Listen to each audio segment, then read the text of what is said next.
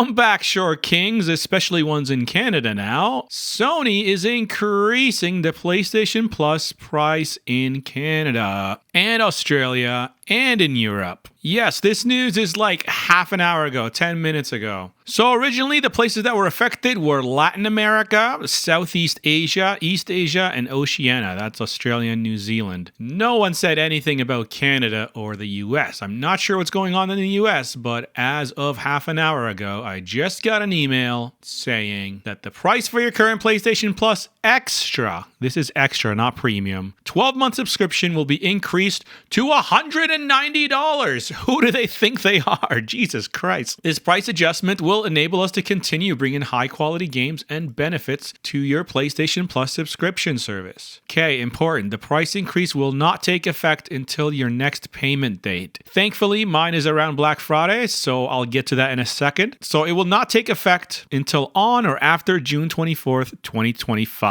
However, any membership changes you make prior to your next payment, such as upgrades or downgrades, or buying additional time, will update your plan based on the new prices. Wait a minute. Does that mean you can't stack them anymore? Or does that mean if you choose to go from extra to essential after June 24th, you're going to get the new price? You can change or cancel your subscription. Details here. Thanks for your continued support. Yeah, greedy bastards. So I literally got this email half an hour ago, and you probably did as well. If we go to Google, we can see that 10 minutes ago, Sony increases PlayStation Plus price in Canada. They didn't even announce it. Jerks. 5 days ago, they announced all those regions, but North America was spared in that announcement. Not anymore. Now, just a reminder that this is on top of the 30% increase from September of 2023. Remember when they did that? They did a 30%. So look at this.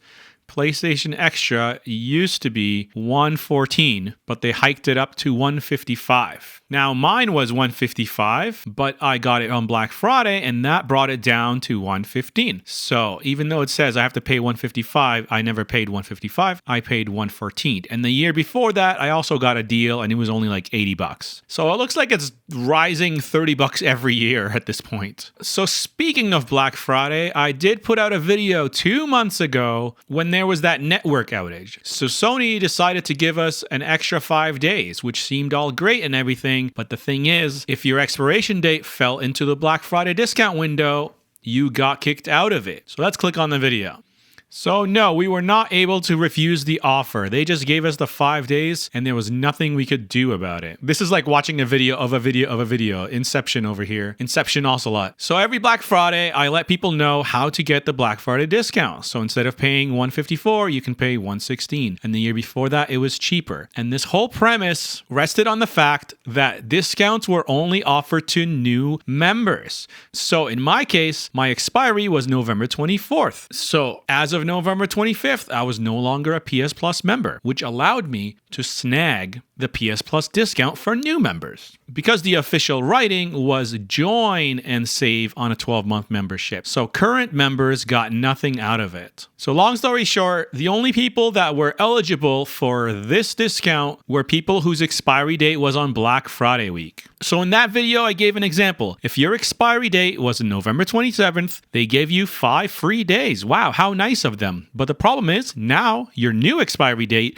is on December 2nd. So you don't get the discount anymore. So personally, I got pushed back to November 30th, so I might still make it depending on when the sale is this year. So now with this new information, PS Plus Essential Plan is going to cost 110 Canadian, and Extra is going to go up to 190. And then Premium, holy smokes. So the previous price increased, because we're using Canadian dollars here, so let's keep it consistent, was 95, 155 as you saw from my video, and 190 for Essential. And this is on top of Sony announcing that they're going to raise the cost of PlayStation 5s. So the PlayStation 5 console is going to be more expensive. For now in Europe, Australia, and New Zealand, but who knows? It's going to be everywhere now. Thanks, Mike Straw from Insider Gaming. So what does that mean for me and for us? So I'm going to consult my backlog. So this is my PS Plus backlog of all the short games, okay? So I'm doing a really good job. Look at this. Almost 66%. 2/3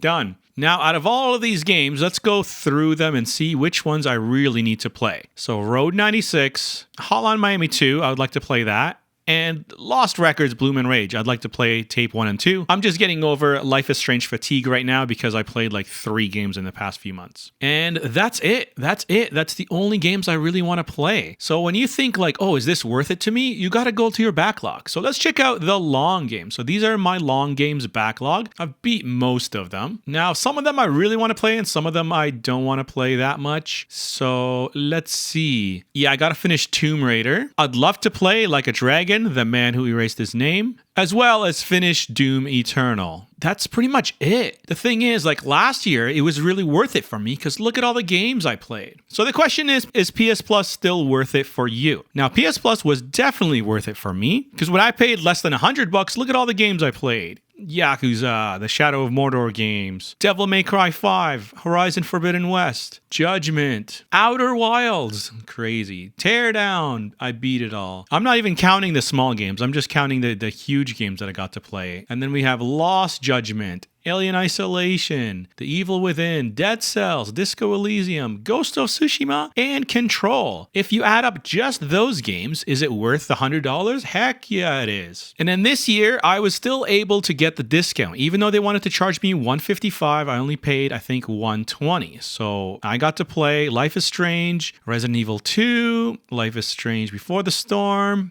Cult of Lamb, Life is Strange True Colors, Life is Strange 2. This is what I mean. I'm kind of over Life is Strange right now.